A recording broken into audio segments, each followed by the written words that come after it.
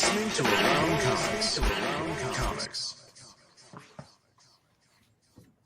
And you are watching Around Comics live on YouTube and Facebook and Twitch and Twitter and all those places where you can watch our live stream. Hey, it's Around Comics episode. Live watch the streams of magic. That's right. Just live watch it. What's up, fellas? It's episode 387. And we're it is 13 away from the big 4-0.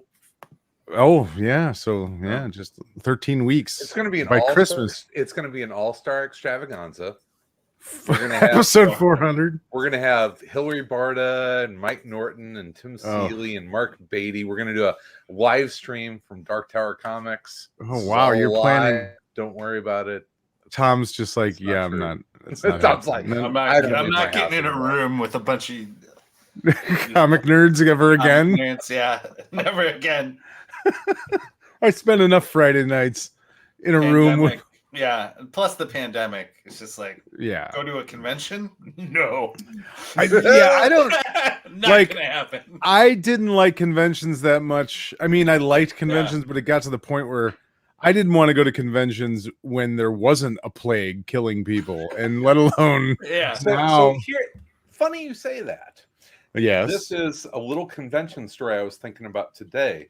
I read this article on so and so is idiot.com about all of the collectability of all of the stuff that we collected as kids is wildly popular again and worth tons of money. So I went down into the basement and grabbed a big box of cards of shit that I have, baseball cards and Star Wars cards and all of that.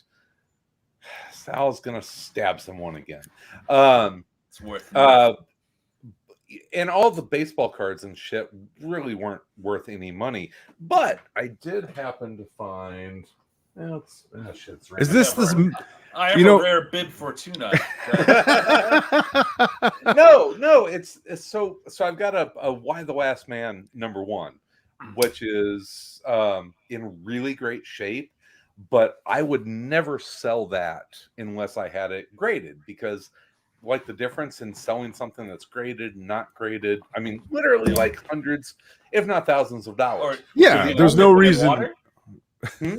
Are you going to dip it in water once you get it? You got to start the challenge. The Around Comics CGC. But that is one of the useful things of going to a convention, is that you can take comics and get them graded at the CGC booth, which you can also mail them. Yeah, that's such a pain in the ass.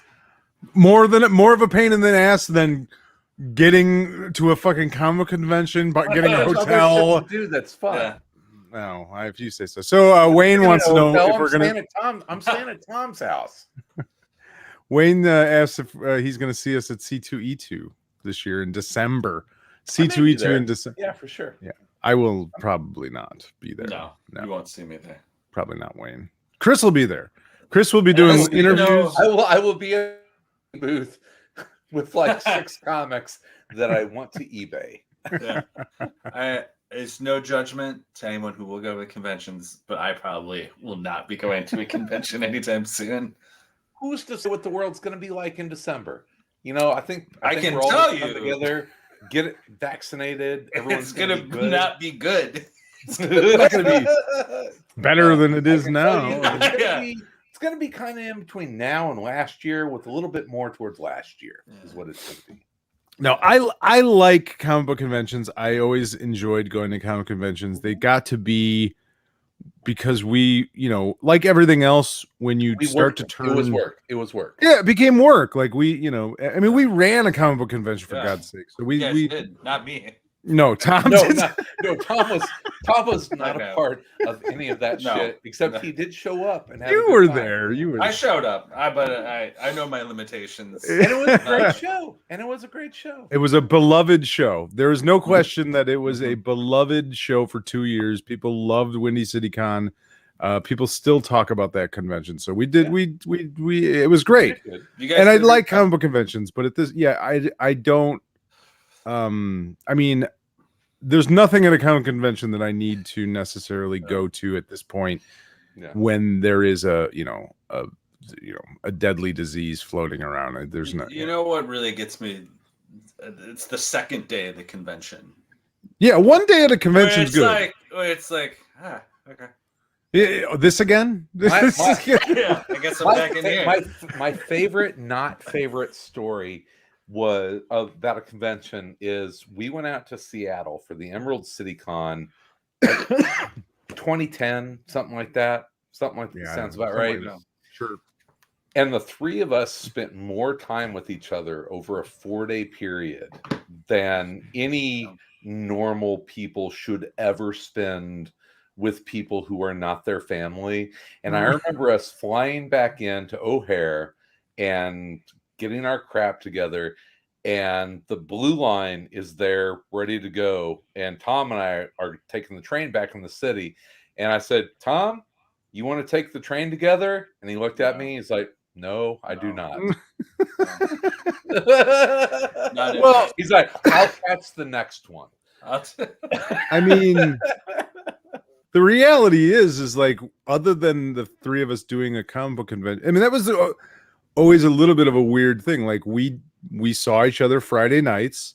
We did not grow up together. We did not know one another. We started doing a podcast together. And then the next thing you know, we're sharing hotel rooms and 3 days at conventions together. In, like cities, like in other cities. Away, We're traveling, and it was a strange days. It was strange days for us. It was a strange time. That's strange. Still strange. Fondly. Yes. And in those times, people like Brian Azzarello and Alex Maleev were making great comics, and they still are now. And that's a segue to Suicide Squad. Get Joker number 2. Number 2, the second issue of 3, the second act. I remember. I'm gonna tell a little convention story. Oh boy. Okay. And it involves just smashing my second. No, it's Brian Azzarello. It's a and I remember. Is this the razor blade in the shoe story? No, this is. I just remember one time.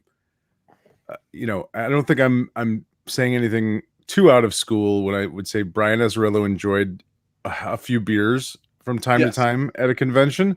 And I remember there was a time where, and Brian Azzarello, like, we got to know pretty well. Like, we spent a significant amount of time with Brian. He knew us by name and by face, and he liked you sincerely, and he just frightened me. But he was an intense guy. Like, he's not a big guy. But he's a very intense individual. I remember there was one convention night, and Brian had a few beers, and evidently something had gone wrong at one of his panels, and he was not happy about it. And someone had said something to him in the panel that made him very upset. And he saw me. Can't see that happening ever. Yeah, right. And so he's like wandering around the convention floor, or the after the hotel. Mm-hmm. And I'm sort of doing the same, and we run into each other. I'm like, "Hey, Brian, how's it going?" And for some reason, he got it in his head that I was the person that stood up and said whatever. Oh, damn. Oh, shit. And he was very, like, angry at me, but not sure if he knew me. Like, he knew who I was. And then he started, like, this weird sort of, like, are you the guy? And I'm like, no, I wasn't even in your panel, Brian. I have no. So after a while, we, everything was fine. And he realized that he, in his current mind state, he knew who I was, but he had confused me with another moment in time. But so then we were talking about Batman, and I could always, well, of course. Nerds. And I remember, I won't say who the writer is, but there's a very popular writer at DC Comics who has written Batman over the years. And Brian is not a big fan of him as a Batman writer. And I just remember him always saying, yeah, he just doesn't understand Batman. And I'm like, okay, Brian, that's and just really, like I said, I can't say who it was, but because I don't want to do that. But it was just this weird moment of him sort of unleashing this fury on this other writer to me. Like he doesn't fucking understand Batman. And I'm like, okay, I don't know. Okay, I don't disagree necessarily, but it wasn't interesting. It's a fucking quilting circle. You get those comic book creators together, they'll just fucking tear each other apart, man. It can be interesting, but I always was like, well, I want I love Azzarello's work, and I do like his Batman stuff, but it's like his crime stuff is what I always liked, and this book. No, Wayne, that writer is not Tom King. No, this was before that. This was long before Tom. Yeah. But hey, that does bring up something that I was thinking about today as I was watching Why the Last Man, and we all loved that series when it was coming out, and said, "Oh, this would be a great TV show," and Brian Azzarello has my top pick of properties that I would love to see developed as a TV show, and that's 100 Bullets. I think that would be the most amazing TV show. It's a trite cliche question, but out of all the stuff that you guys have read, in the last 10, 15 years, now that we see stuff like Why the Last Man being turned into TV properties. Thought we weren't going to talk about Why the Last Man tonight, Chris. I'm not talking about the actual episode. We're going to save that for ACTV, which if you are a patron of this here show, you can listen to every Monday-ish by going to patreon.com/AroundComics. So anyway, if there was a series from the last 10, 15 years that hasn't been optioned as a TV or movie property, what would you like to see? BPRD. Okay. The BPRD, I think, not with Hellboy, but just the BPRD, like the just BPRD, the Hellboy list BPRD. Yeah, just a group of agents going out there and fighting weird monsters and Cthulhu creatures and with dark like magic. Abe and Liz, and I don't even know if it needs to be Abe and Liz. I mean, I would be fine if it wasn't that. If it was just a group of BPRD agents, just the sort of that. I mean, because once you bring in those characters, I think then you're sort of turning it into something kind of specific. Whereas you could just take the concept and sort of, I mean, it's somewhere. Yeah, it's just the BPRD as a organization of monster hunters, basically. Yeah, anything monster hunters I like. So the X-Files, you could do the X-Files essentially. Just that's already been a TV show. Oh, whoops. Doctor Who. I don't know. I'm looking at my shelf. I don't know. They got everything. Yeah. I mean, just wait. It'll eventually everything show up. Yeah. Yeah. I mean, it's I'm looking behind me. Like Scalped feels like it could be an HBO or Showtime series. Didn't they do a pilot episode of Scalped? I think they did. I think that may have happened. They did a video game of 100 Bullets, or it was they were working on it, so I don't know what it ended up being. Here's a good one. Atomic Knights. The one where the guys are riding giant Dalmatians around. Sure. There you go. Why not? Hey, Atomic Knights. In this episode of What's on Tom's Nightstand. Yeah, what's on everything everything has been optioned. I don't know. At this point, it's a Black Kiss. What would be the worst thing? What would turn into the worst TV show? God, that's a lot of The Walking Dead. Oh, just kidding. Do you think Ex Machina would be is it dated because of all the 9/11 stuff, or is now the time? Why we haven't forgotten?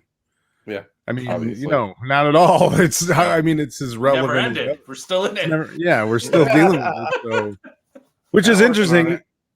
Well, we're not going to talk about Why the Last Man, but when we do talk about it, I have some things to say about that. How they We how can they talk changed. about Why the Last Man. No. We can talk about it. I mean, No. Tom, did I you don't- watch Why the Last Man? No, not yet. All right, we shouldn't talk about it. You can talk about it. I'm not going to get to it anytime soon. I don't want to talk about it. Yeah. Talk about something else. We'll talk about Why it. not? How about American Flag, my favorite comic of all? That would be such a awesome and weird and great one season TV show. It get fucked up. One season. Yeah. One season. What do you mean? It's people wouldn't get it. People didn't get the comics, so the people making it probably wouldn't get it. I'm assuming Seth, what's his name, Rogen is gonna produce it and fuck it up at some point. So because he's pretty much done that with every other goddamn comic I love. You're still salty about Green Hornet, huh? No, not Green Hornet. Preacher. Oh, I didn't. I watched like a half a season of Preacher. Exactly. Yeah. Preacher was okay. I mean, it was, it tough. was what it was. It's to, I was talking with someone the other day where the thing about the live, the adaptations of stuff, is like the thing that you miss is that the art does so much for you as far as tone and like showing things without like totally showing them. Whereas, TV and film can be, unless you're willing to be very stylized, art is not as forgiving. Or, like it's easy to, it's hard to capture the nuance of things sometimes, that like a style of art, an artist, the way they draw it captures the nuance of it right there, and you see it and you're like, there is no like, I get this, whereas like you're trying to capture that in reality and it can be really hard, like artists control pacing so much in a story that I think that a lot of properties, they get that elevator pitch. It's like Why the Last Man, such a great elevator pitch, but Pia Guerrera, she controls the pacing in that book so much that it's hard to retranslate to film. Does that make any sense? Yeah, I think it's a mistake to try to, though. I don't think you exactly. can. I mean, you can't, just because something is based on a comic book, like the idea of like, well, let's make it a comic book movie.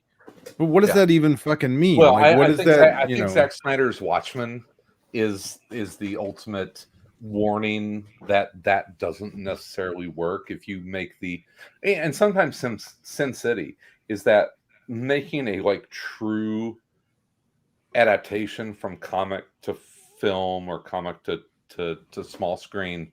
I mean, you kind of have to take some liberties. You have to change things up. Doing a straight panel for panel is not a great idea. No, it's an adaptation. You don't do that with a book. You don't do what I mean? Like you don't take a play and try and adapt it to film the exact, and not change anything. I mean, you try and capture what makes it good and tell a good story in a different medium. Like you have, but use the medium. The problem with something like Watchmen, and we've talked about this before, is that Watchmen isn't just about a concept or a story or a plot. It's also the use of a medium as well as it's ever been used before. So if you're going to make a film that is going to stand up to Watchmen, you have to basically reinvent the rules of filmmaking and make something that is as good as has ever been made, by using the medium of film. You know what I mean? Which isn't impossible to do, but it's a tall order. Good luck. Well, good luck. And otherwise, you do what Zack Snyder does and you do an adaptation where it's a direct sort of thing. And it's like, well, it's fine as far as that goes, but you're not like, what's the point? just to see the pictures moving. Like you know what I mean? Like then you're just trying to make money off of a property at that point, which is what Watchmen was. Well, it would be like, know? It's like doing the comic book adaptation of Citizen Kane, right? Neat. Yeah, but you could do, but you could, I mean, it would just, you would have to do it in a different way. Like, how do we use the medium in new ways to do that? You know what I mean? Like, there was a book, I can't think of the name of the book. There was a book earlier this year that I read that was one of the few books that I've read in a long time that like tried to really push the boundaries of the medium.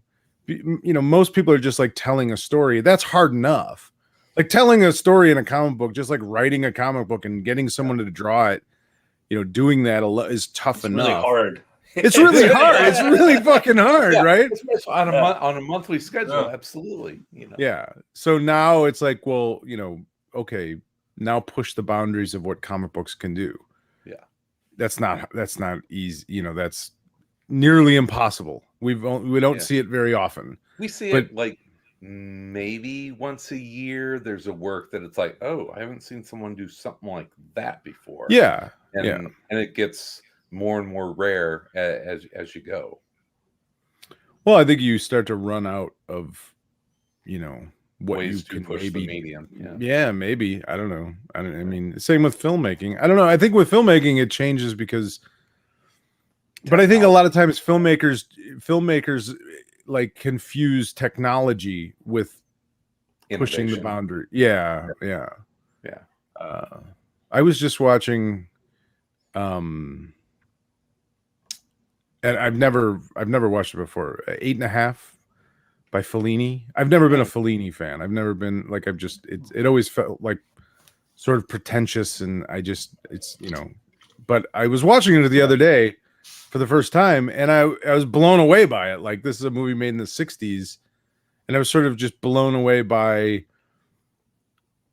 what he was trying to do with that movie, and just like the sort of, the meta world that he was building, and the, what he was trying to say, and like all the things that he was trying to do. And it's like, yeah, you can, and it doesn't even have to be, it wasn't about technology. It wasn't about money. It wasn't about, you know what I mean? Like, it was just like, how am I going to relay emotions? How am I going to tell, what am I trying to say, and how am I going to say it?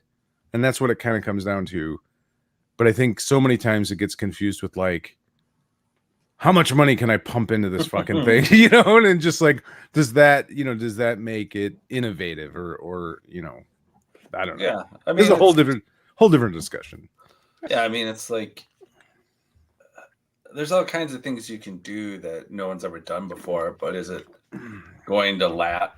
Like, just because you do it doesn't mean anyone cares. Yeah, that's absolutely. Like, it can be, like, this is the first time anyone's ever done this, and your story sucks. No one's gonna buy the next issue because you're doing something no one's done before. Right. So it's always like, yeah. I mean, it's to put, it's about like, you got to combine, like, how do you do something no one's done before, but also tell a story people want to hear, or that people care about, so that they don't even, like, know that you're doing it. Like, that's the thing. Yeah. That's the trick, right? Yeah. No one's sitting there like, holy shit, this is the first time anyone, I've never felt sad. to put it in. Yeah. What is this? These things coming from my eyes, right?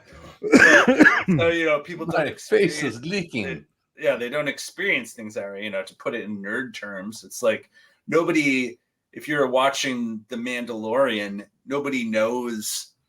Like, you don't know that they're filming it in those crazy sound stages where they build this. They have the screens that like create the backgrounds and everything, but you feel it because every single person that's worked on it has been like, oh, this thing is amazing, and it completely changes how actors act and how we like design things. Well, so it's and on the opposite side of that, going back to Sin City, It's like, oh, well, we can make a movie really cheap using nothing but green screens and do all these amazing effects.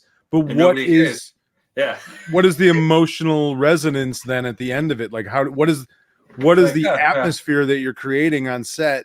What is the, how does that project on film, or how does that translate to the audience then? And you can, and I like the Sin City movies, but they're not emotionally like the comic book. The comic book is probably more emotionally disconnected.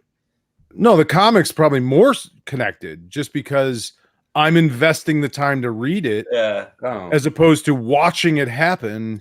The movie's tough because it's probably not that long, but it feels long to be in that world. Yeah.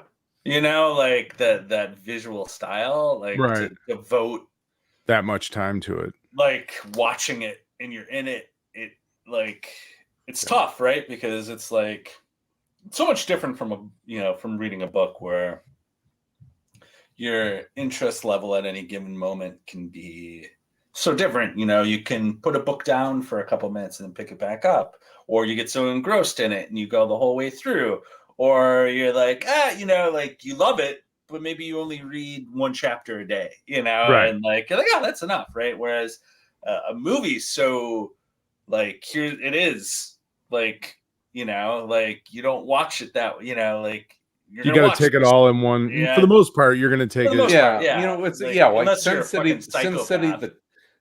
the comic was, I think, about falling in love with that visual aesthetic that Miller.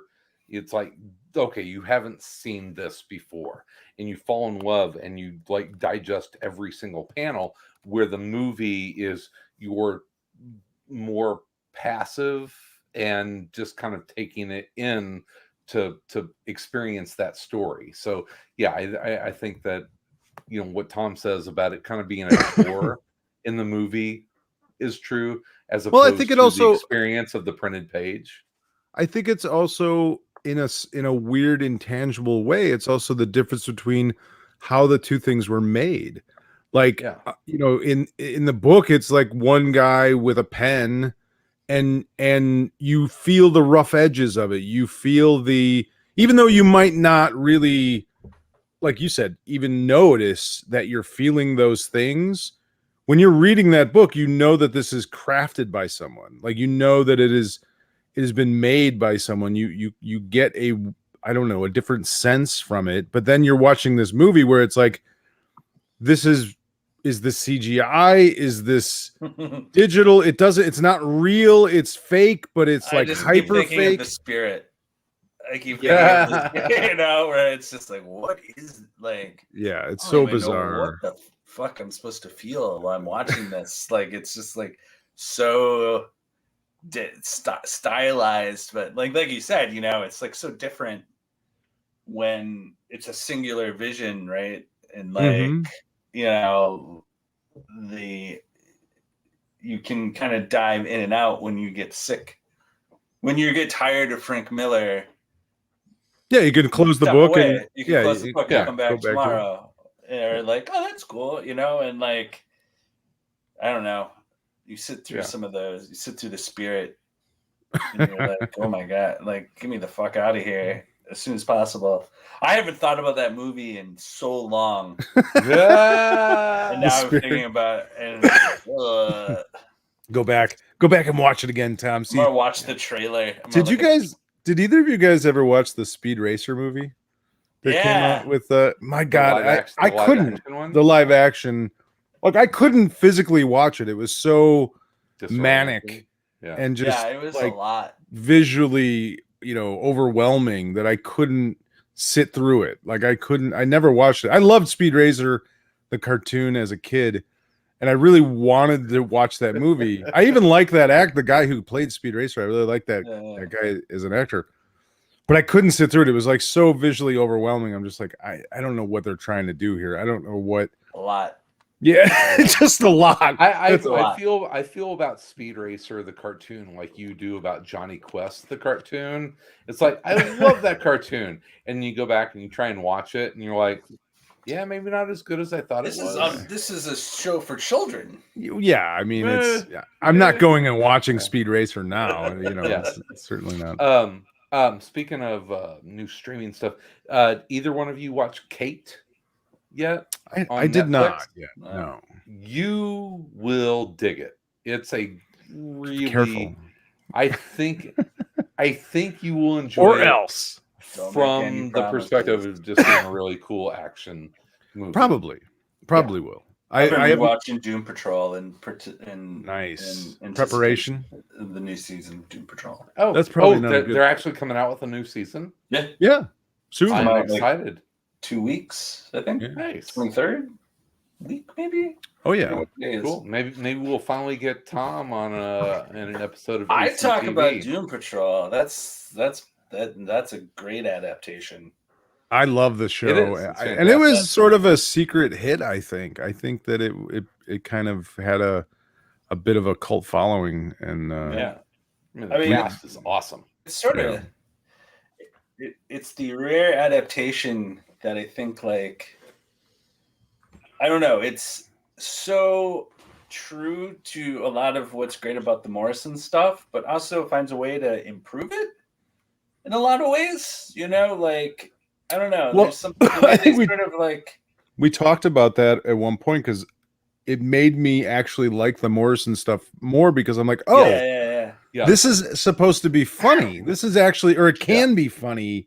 It's not necessarily all Serious. dire and sort of super But serious. also, rewatching it all again, the thing I'm always like, oh, like these characters, like there are funny parts to it, but also like the time they sort of spend making the characters kind of more real than they are in the comics, where you have the time to sort of like give Larry Trainer his moment of like, oh, okay, I get like what this dude, like what his secret is, and that's true for all of them. It even makes me like Cyborg in something. Cyborg Never liked Cyborg. Keeps getting jammed into shit and just not working, from Super Friends to everything. And finally he's in something and I'm like, oh yeah, okay, I get it now. I like it. Yeah, he fits. Like, this works. Like, I like it. Yeah, I mean, it's just and revitalized Brendan Fraser's career. Yeah, he's great in it. I mean, what a great gig. You get to just do the voice acting. Right? Yeah, you don't have to show up. That's the dream, my angry friend. voice acting. Yeah. Swear, just like yell Fuck! like 800 times. Yeah. And he is a great Mr. Robot. Yeah. He's a swear just constantly, It's good, No, you're absolutely right. Very Like, those close. characters are so much more fleshed out in the show, and you get to learn a lot more about them, and just sort of, I mean, like, them being sort of tortured was always part of Doom Patrol, right? Like that, them being these sort of broken creatures, but I've always felt like they were more, I don't know how to explain it. Like, I couldn't connect with that. I couldn't empathize as much. It's hard necessarily. in comics. What made It's hard in Doom comics because you can't do that all the time. You can't spend every issue like digging into characters, and it's tough, right? Because it's like, you look at someone like the X-Men. I was going to say the Doom Patrol were the X-Men before the X-Men. Yeah. They came out about the same time. So why did the X-Men become what the X-Men did and Doom Patrol just Well, the X-Men is easier to wrap your head around. If you're talking about like what is the central conflict, like X-Men can always come back to like humans fear mutants, and that like the Racism. Doom Patrol, it's like Doom Patrol's a little bit more they all have their own things, and like They were just weirdos. They were just weirdos freaks to a certain extent. Yeah, and it's like you can't, also don't, I get why in the comic you can't get bogged down with constantly like this is Robot Man's past, you know, like that too would not work well in that medium, but the TV gives you the chance to do that, right? Because you have the time and like you have the actors, you know, who can like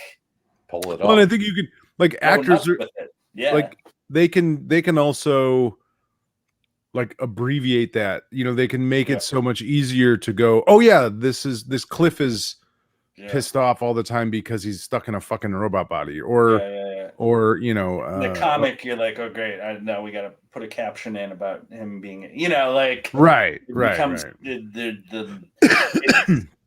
It's just interesting to, you know, to see something where I'm like, it's remarkably, you know, true to Morrison's stuff, but in a lot of ways, yeah, like emotionally builds on all those things. So I've been rewatching that, and I've been just finishing things left and right. You know, we always talk about, I have 2 episodes left of this. I have 3 episodes left. We always talk about the first issues of stuff, and I'm like, let's talk about the final issues. First issues are easy. You don't have to dance anything. That is a great fucking idea. Yeah. Last issues of series. Last issues. Like, it's hard to like. You gotta stick the landing, baby. Yeah. I read Rorschach. We'll talk about that later. There's a lot of fill-in artists in a lot of those issues, Tom.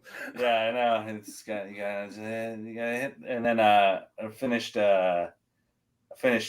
Infinite Frontier. You know. What did you think of that overall as a series? It was 6 issues, right? Yeah, I liked it. Yeah. The ending is a little weird when like the epilogue is half the issue. You know, like I know it makes sense if you put them all together. It's like, and I read one of the you know, I usually don't read the secret file stuff because usually, you know, it's just like, yeah, whatever. Like, rarely does it give you much insight into anything. But I read the President Superman one, and it was pretty cool. I was like, I like this. This is good. You know, I enjoyed Infinite Frontier, and I like I said when we did talk about it at the beginning, I thought they did a really good job of like it was like all the fun stuff of an event without a lot of the baggage somehow, you know, where it was like, it felt kind of like, oh, you know, like here's all the fun drama of like, what if everyone Tom froze. Characters who are desperate to like not be part of it or to be protected from it because, you know, the heroes of Earth Zero get to celebrate their wins, but everyone else suffers for it, you know, and like your world is because that's it was all it was a bunch of characters from Earth 2 or the original Earth 2, right? Like that, and I love that idea of like, you know, I think there's even one part where Psycho Pirate's like, you know, you guys just go and have your crises and, you know, and everything's great afterwards for you, but then we got nothing, you know, there's nothing left for us. Our worlds are gone. And or like the Iron Man Earth from 2. Earth 8 who's like, my world got worse, you know, like it was worse than, you know, and my world got worse, you know, like just so having fun with that idea of sort of like you know, like they did a lot of really cool stuff with like having like I said before, they found a way to make Thomas Wayne like a character that I'm actually like, oh, Thomas Wayne teaming up with President Superman was a combo that I was kind of more into than I thought. I was like, oh, it's the team up you didn't think the world wanted. You know, it'd be a good world's finest just to have. Oh, that would be awesome. You know, like they did finally turn Thomas Wayne into sort of like, because I've always been like, I don't even understand who, you know, that character is really. I mean, I do, but I was just like, why is he still around? Yeah, exactly. What's he doing? And they were kind of able to give him some sort of grounding, at least, or some sort of, you know. They had. I love it was cool. I love the idea of we're going to make Flash think that he's saving the multiverse so that he just runs forever and we drain the energy from him. It's like that's brilliantly twisted. It's horrible. And he's just like, but he's as happy as he could be because he thinks he's saving the universe forever. Or Mr. Bones getting pissed off because he's back in like his weird pirate outfit. Yeah. He's just like, oh, come on. This stupid thing, it has love Bones. Yeah, so it was like it had a lot of those moments in it, and like having sort of like like characters that like, oh, actually I saw all the different versions of me and a lot of them suck, and this actually my life's pretty good. So I've seen all the terrible things that have happened to other versions, and Darkseid's always great. It's always great to have Darkseid be can't have a big bad. Yeah, they kind of threw everything. I mean, it's kind of very much my bullshit, is what I would say. It is like engineered to be all the things I like about DC Comics. So it's no surprise that I enjoyed it. Written specifically for Tom. Yeah, almost. I was kind of like, this is great. I love this. I could read this. I could, they are going to do, a book with the Justice Incarnate and like. I was very excited to see the Infinity Ink. Incarnate. Yeah, it was cool. That was. Yeah. I was like, oh, because I loved that book. That was one of those sort of like, it was a great first wave of new books that I really liked. I really like those heroes. I still have such an affinity. Crazy McFarlane, like, weird ass fucking panel layouts that were just like, what is happening in this? And just I've always loved those characters. So it was fun to see all those characters pop up, and it was fun to see, it's fun. Spoilers, it's fun that they kind of made the Marvel guy the bad guy. And, that was sort of like a nice clever twist to it. So I thought I thought it was, they kind of finished off what it started off as, is like all the stuff that's cool about an event without all the bullshit that makes an event kind of drag ass at the end, Well, now that there are multiverses, right? Like they can kind of do whatever they want, and it doesn't have to have. There's like multiverse 2. Yeah, which I was sort of like, oh, okay. That was weird. Like, what? Multiverse 2? What does that even mean? The idea of just like, it's all whatever. Anything. The return of what was his name? Pariah shows Pariah. up. Yeah, Pariah shows up at the end. It's like a lot happens in the epilogue. That's it really does. Sure this is the epilogue? No, you got to get that feeder in the next ones. I did not. What was the first like horrible crossover event where it was like obviously a money grab? Would have been like what, Secret Wars 2? Was that the one that started the ridiculous tie-in crap? I mean, that was certainly one of the biggest and shittiest ones for sure. Not good. Because mostly it was just like Beyonder shows up for a panel or two and then goes away. Yeah, I don't know. I mean, I've always been. I mean, other than I loved Secret Wars, the first Secret Wars. But I've always been sort of against big event things, like even Crisis. Secret Wars wasn't an event; it was a maxi series. It was a maxi series. Like Secret Wars 2 was an event. It was a maxi series that every crossover and what was the although I did like the whole the Lantern one. Even I did enjoy the Lantern. Always a couple good stories. I think there's a Fantastic Four. Wasn't there a Fantastic Four story that was kind of critically lauded as one of the great comic book issues? I don't know. You're asking the wrong comic book fan. It was Wayne, like Yeah, it was Johnny. Wayne, get on that. I'm a pretty big bitch, so I can be talked into an event. And like, well, you're a DC guy, so like Crisis. I mean, the universe is based on an event. no, it you know, still right? amazes me that you read that like every year, that you go back and it's read fun. Crisis, I which love was just, I was sort of thinking about that when I was reading, because I liked Infinite Frontier, but there's also things in as much as like it is built for you, like there are things in it that are built specifically to annoy me, like, or you know what I mean? So it's like, specifically, they definitely this is gonna piss Sal off. Let's put it in this comic. I break out my Absolute Edition. Yeah, nice. every year. Do you read the whole what's the the compendium? The Compendium. compendium's fun to page through because it's got all the list of all the different Earths. You know, like the all the weird ones that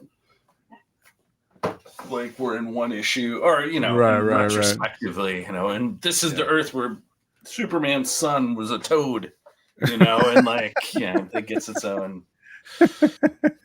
No, but Wayne, I was thinking of Wayne. I'm talking about the Secret Wars 2 tie-in. Oh, focus, man, focus. Well, I did not read a last issue, but I read a first issue that was called The Last Flight Out. Oh, look, Comic Collector just mentioned Last Flight Out would make a great TV show. I'm pretty sure, yes, Comic Collector. I think that it would make a great. I think it's pretty much written to be a TV show. Your ghost account? Comic Collector, yes. I just created account. that. You created a ghost account for your own fucking transition. I did not. No, I did not. I don't know who that is. Validate what you are going to say about this series, aren't you? Yeah, I also have 15 number ones that are bagged and boarded, and if anyone wants to buy one, no, they're on eBay. They're already on Around Comics eBay account. /aroundcomics.com. No, I read the book called The Last Flight Out. It's by Mark Guggenheim.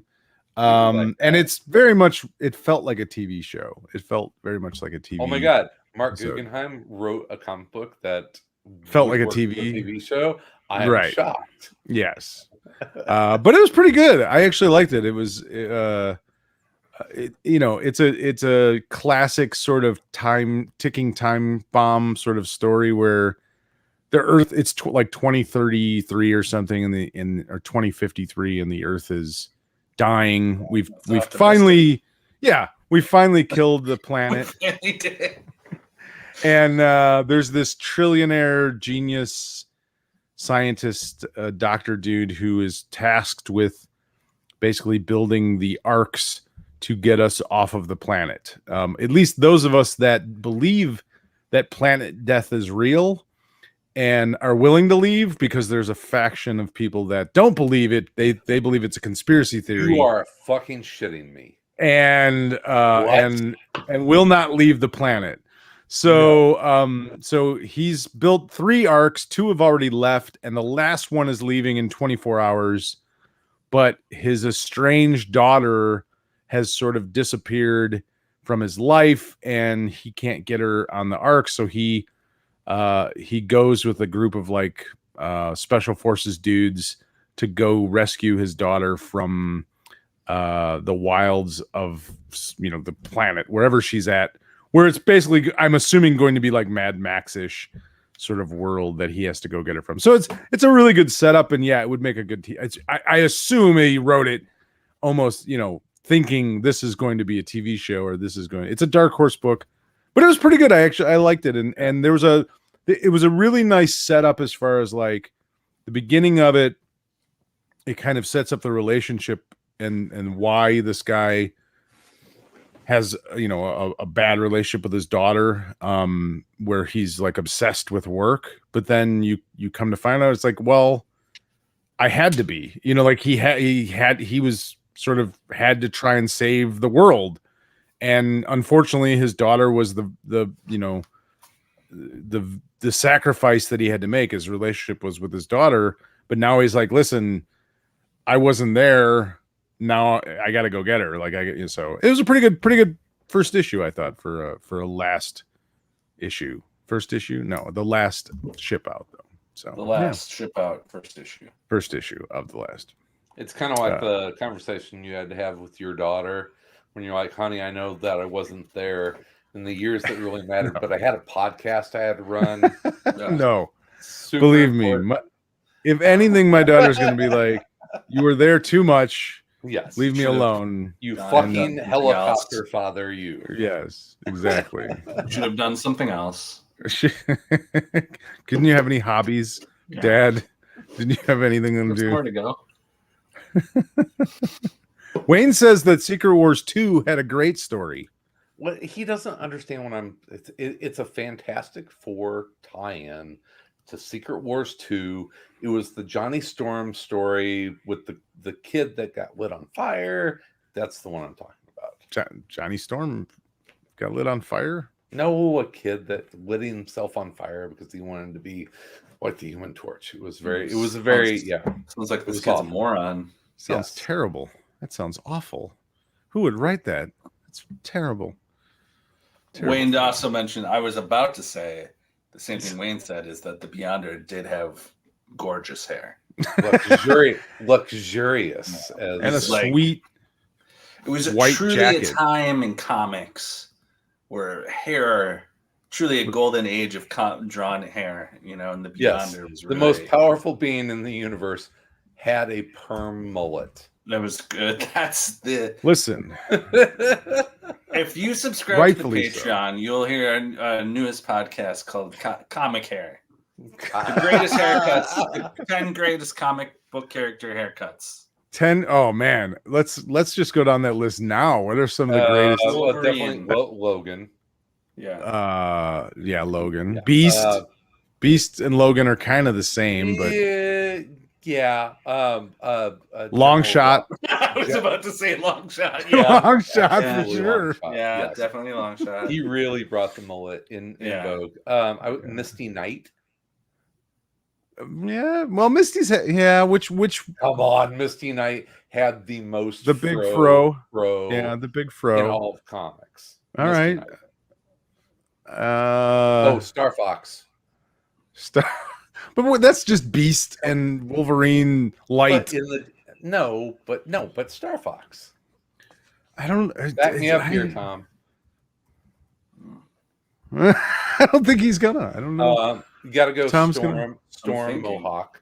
I mean, Storm Mohawk is actually kind of an important comic footnote. Like seriously, it is.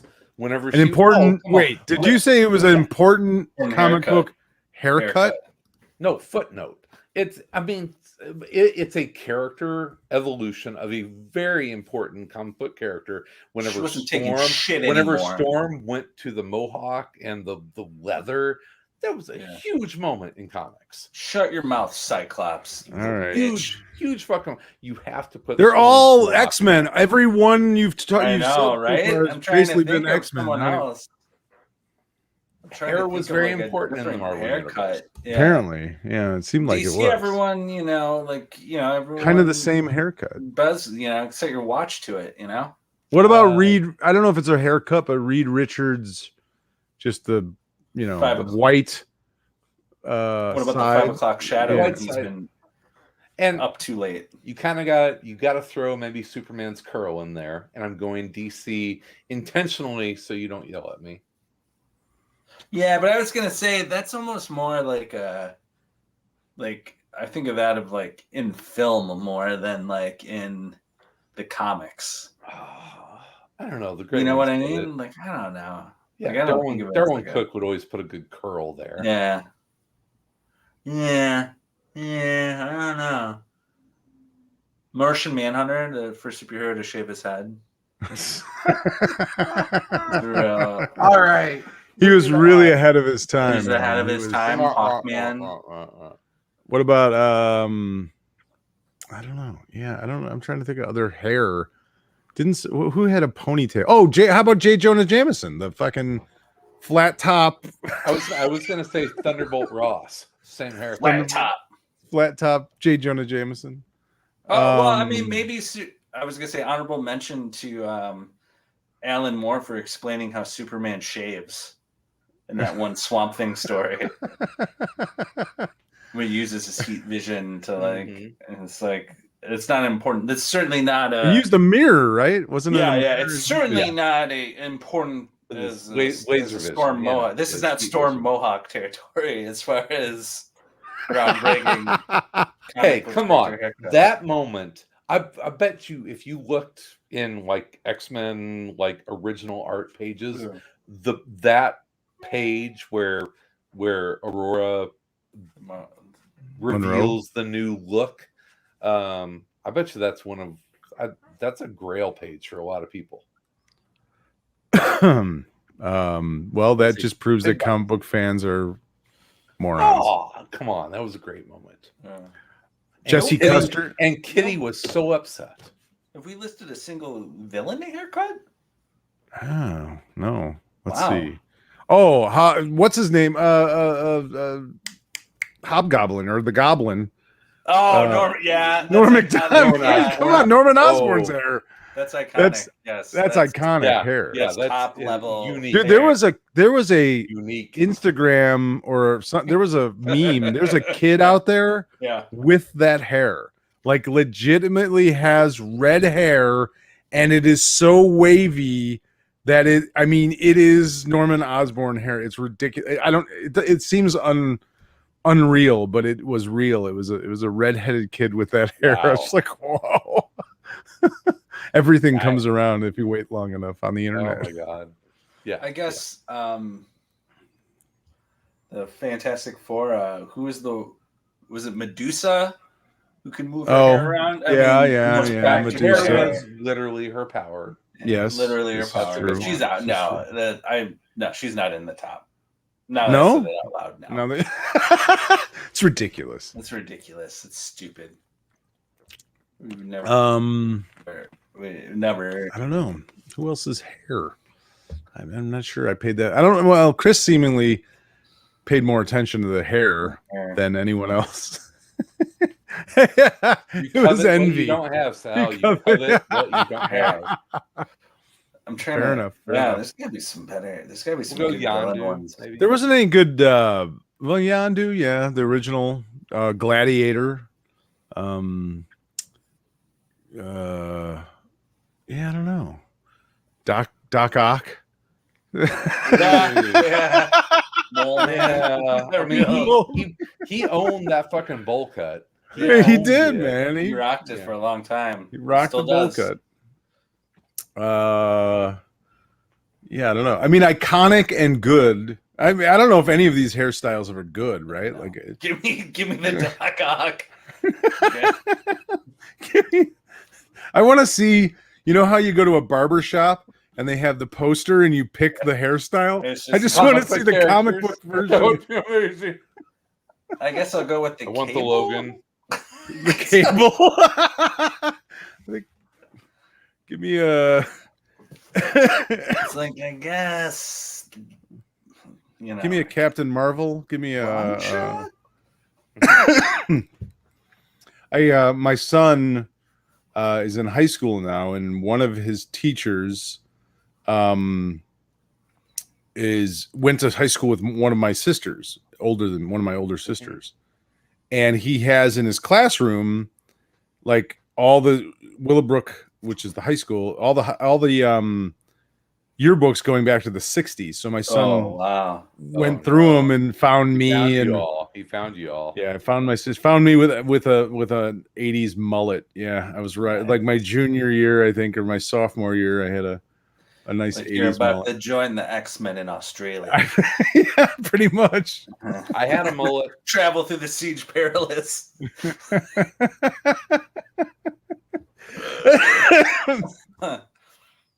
Oh boy. Yeah. Trapped in time. Fight the Morlocks with a Mohawk Mohawk Storm. I was ready. I had a black trench coat, my mullet. I was ready to. Yeah. Tell that baby bitch Cyclops to shut his mouth.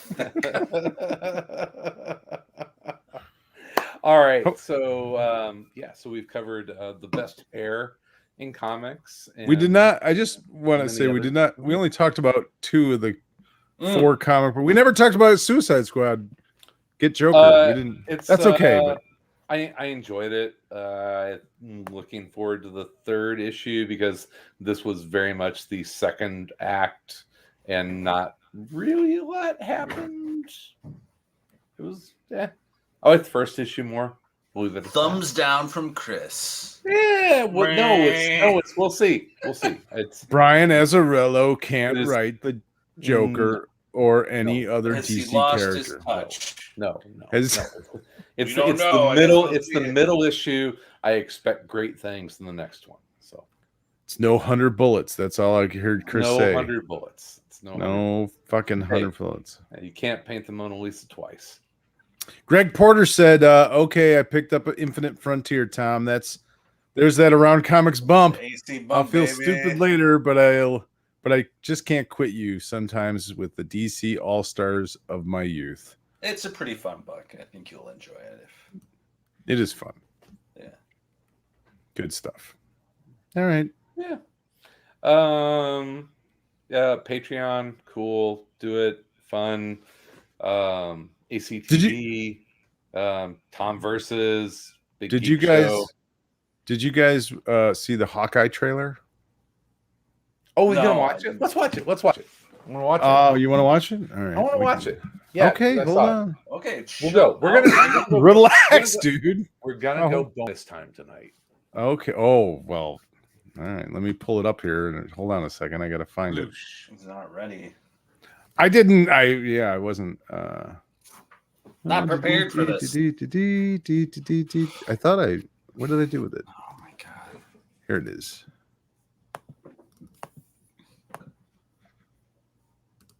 Pulls up like This a is the mix first of Hawkeye's Christmas we've greatest had moments from together. MASH.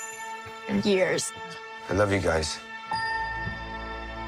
I'm making up for some lost time. Authorities are wondering if the masked vigilante who terrorized the city's underworld is back. The past has caught up with me. Should we be worried? No, it's nothing. I'm Yes. doing for Christmas. Be I worried. promise. You just lied to your child. For a little while, I was a character When I called- wore what this was- suit, Is it Ronin? I made a whole Is lot that of the- enemies. Yeah. It's right. You're a Hawkeye. Who the hell are you? Some people have actually called me the world's greatest archer. Are you one of those people? It's the most wonderful. Hey, babe, I should be back in a day or two. Hang on a second. Things have gotten more complicated.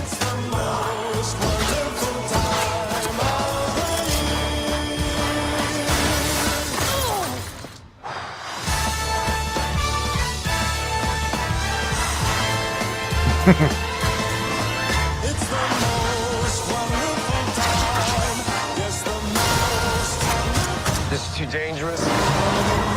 Definitely not this one. You don't have to say definitely like that. Holy shit. There are arrows more dangerous than that one?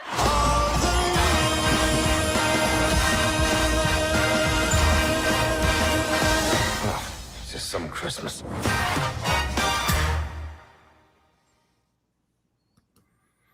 There you go. Fun. What'd you think of that? I'm excited. Do you Makes me think want the to go back and. soundtrack? Oh, Do you think the what about- soundtrack features any Jeremy Renner's original music? Does Jeremy Renner have original Jeremy music? Oh, He yeah, has yeah. his own I'm just Amazon exposed store. you to a whole. Yeah. What? What kind of music? Oh, it's not good. Oh.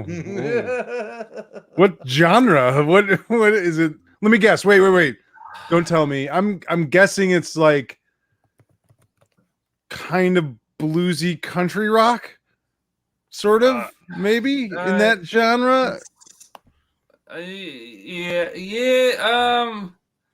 I don't know. I feel like I don't want to put boxes around Jeremy Renner's. Just look it up. It just he did this Jeep ad, this Jeep commercial where he wrote the music for it as well, and it's just been stuck in my brain because the commercial is just like incredibly stupid, and the music is too. So it's always like, and I don't dislike Jeremy Renner as an actor, but anytime I see him, I just think about the Jeep commercial. John, have you seen the John Bronco shorts? There's a documentary. So Ford, when they decided to come back with the Bronco, they did what I think is a very brilliant marketing campaign. They made a small, it was like an hour, maybe an hour long, 45 minutes an hour documentary called about John Bronco.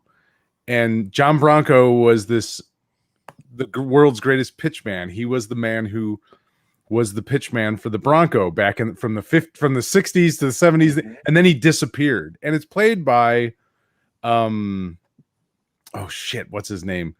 The guy from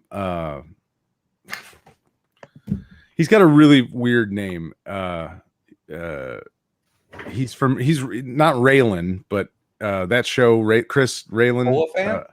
Not Oliphant, but his brother, the other guy. Goggins. Walton Goggins. Well, yes, it's played by Walter. Game of goddamn Pictionary. Sorry, it's played by Walton Goggins, and he's basically being Burt Reynolds.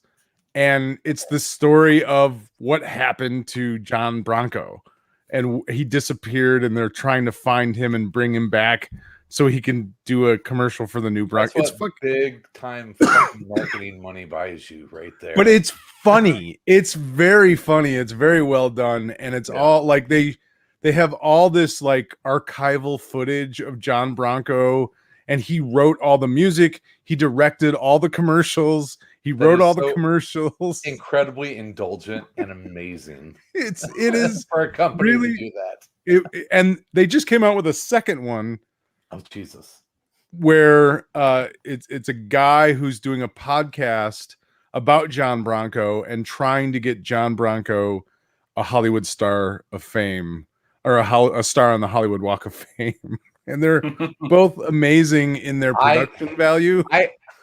Little known fact, I sent letters to city officials trying to get Denny O'Neil a star on the U City Walk of Fame in St. Louis, because Denny O'Neil is from St. Louis, and Denny O'Neil should have a star on the U City Loop Walk of Fame. Well, there you go. There's the mission for you. I'm gonna pick up that torch again, because Denny O'Neil should absolutely. He's culturally relevant, and that city should recognize it. Well, he's no Jeremy Renner, but oh god, well, yes, sir, you are correct. I thought that was pretty fun looking, that Hawkeye trailer though. That looks fun. Yeah. I really like what's her name, that Haley Stenfield, whatever her name is. She's Kate. Yeah, she was. Did either of you guys see the Bumblebee movie? The Transformers. I think I saw. With the first 10 minutes of it. Yeah, I really liked the movie. half that I saw before I accidentally fell asleep. I saw it like on HBO or something. I really like that movie as far as like a nostalgic throwback to it. It's probably my favorite Transformers movie for sure. That's not saying a lot. It's not. Yes. It's a little bar. Fucking bar. It is. Yeah. It is. For what it's worth. I love that it looks like it's kind of loosely based on Fraction's Hawkeye run, which is it has a little silliness to it. Well, you obviously, got the Russians.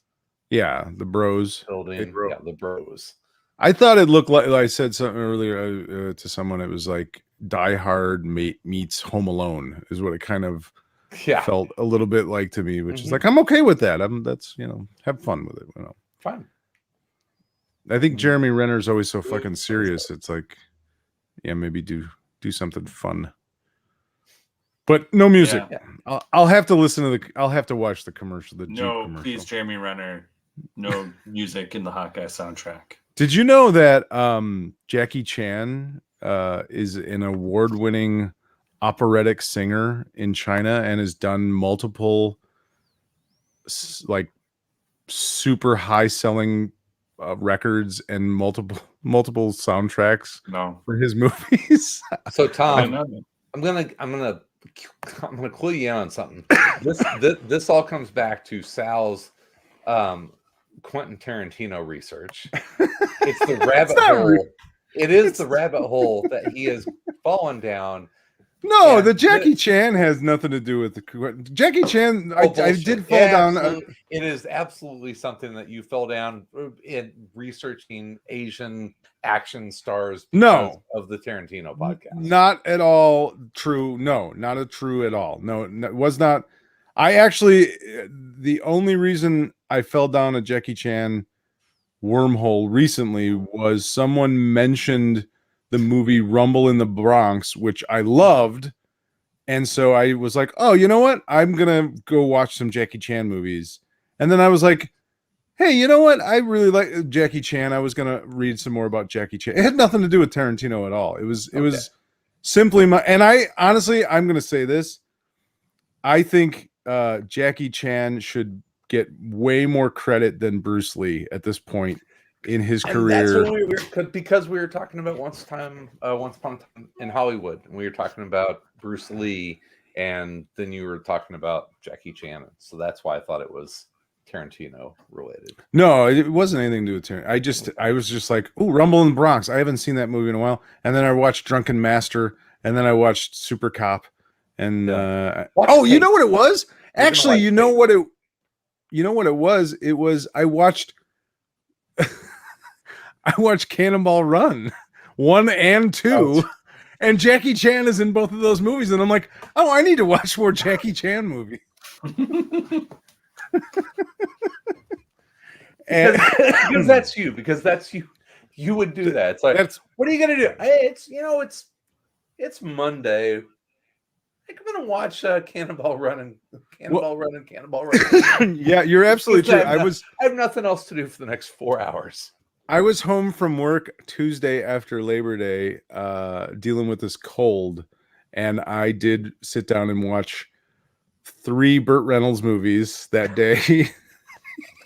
Cannonball Run 1, 2, and Hooper. I watched. And then the next.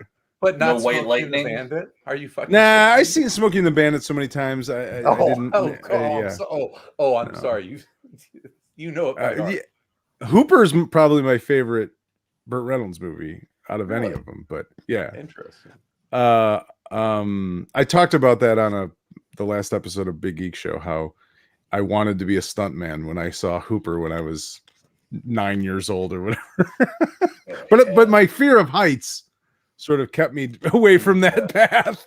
I want to be a ground level stuntman. Yeah, can I just light me on fire? Pratfalls? Not a problem. Just don't push me off. Don't push me off a wall. But then, it was Jackie Chan, and then I was like, but yeah, Jackie Chan is 10 times the martial art icon that Bruce Lee should be. Or he should be at this point. I mean, half the planet knows Jackie Chan. Yeah, I know. I just don't think people don't talk with reverence. Jackie Chan is not homeless. He's doing. No, I understand. He's super rich, but people don't talk about Jackie Chan with the same reverence that they talk. If Jackie Chan would have died after he made Super Cop, he would have been a legend like Bruce Lee. But Bruce Lee, I think history will remember Jackie Chan favorably, very, very favorably. I think that you may be thinking like our generation. I bet you there is a generation that grew up on the Jackie Chan, American English speaking movies that a lot of those people don't even know who Bruce Lee is. Yeah, maybe Chris Tucker. Yeah, that kind of stuff. But that's not his best stuff. It's not. But there will be fucking nerds like us that once they find out that they like that, they'll dive down and find that stuff. And you have to watch that stuff with the subtitles, not the dubbed. There's so much better subtitled than dubbed. But that is why you are currently trying to find like old episodes of Lancer, I would imagine.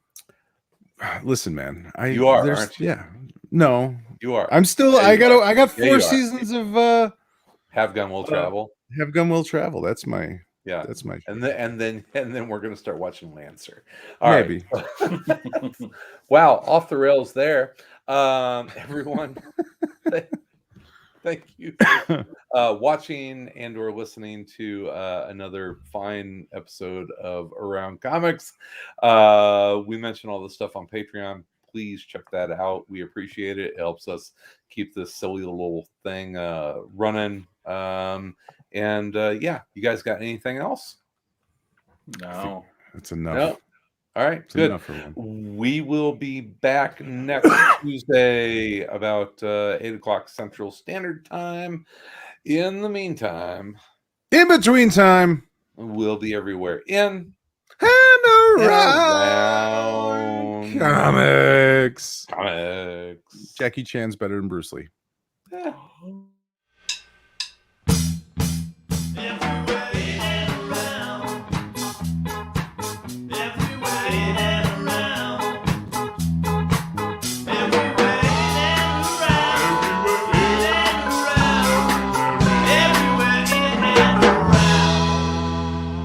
Comics.